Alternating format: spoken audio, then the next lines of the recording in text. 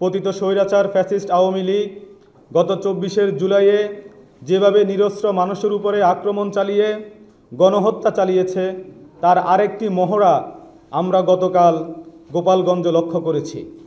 জাতীয় নাগরিক party NCP জুলাইয়ের ১ তারিখ থেকে ৩০ তারিখ পর্যন্ত মাসব্যাপী যে গণপদযাত্রার আয়োজন করেছে, তার অংশ হিসেবে গত ১৫ই জুলাই পর্যন্ত ৪টি বিভাগের ৩২টি জেলায় টোটাল ৩২টি জেলায় গণপদযাত্রা সফলভাবে সমাপ্ত করতে সক্ষম হয়েছে।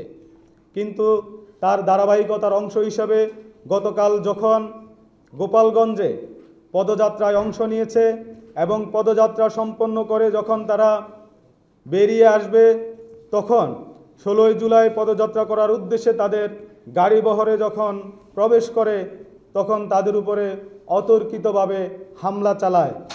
আমরা দেখেছি গোপালগঞ্জে জাতীয় নাগরিক পার্টি পদযাত্রার দিন তারিখ প্রস্তুতি দেখে নিষিদ্ধ আওয়ামী লীগের সন্ত্রাসীরা সারা দেশ থেকে গোপালগঞ্জে জড়ো হতে থাকে। শুধু তাই নয়, তারা দেশীয় অস্ত্রশস্ত্র বোমাসহ প্রস্তুতি নিয়েই এনসিপির সমাবেশকে পণ্ড করার দুর্বিসন্ধি করে এবং তাদের মূল লক্ষ্য ছিল জুলাই অভ্যুত্থানের অগ্রনায়ক এনসিপির নাহিদ ইসলাম, আক্তার হোসেন, হাসনাত আবদুল্লাহ, সারজিস আলম সহ জুলাই অভ্যুত্থানের সম্মুখ সারির যে সকল জুলাইয়ের অগ্রনায়ক ছিল তাদেরকে হত্যা করে দেশে আবারও মুজিববাদী আগ্রাসনকে পুনর্স্থাপন করা। প্রিয় সাংবাদিক ভাই বন্ধুগণ, আমরা এমন পরিকল্পিত ঘৃণ্য সন্ত্রাসী হামলাকে তীব্র নিন্দা এবং প্রতিবাদ জানাচ্ছি।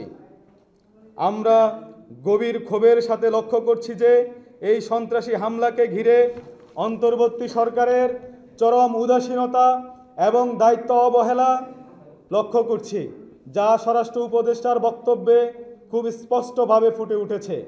তিনি বলেছেন, গোয়েন্দা তথ্য তাদের কাছে ছিল, তবে এত পরিমাণ হবে সে তথ্য তাদের জানা ছিল না, যা কোনোভাবেই তিনি এই দায় এড়াতে পারেন না।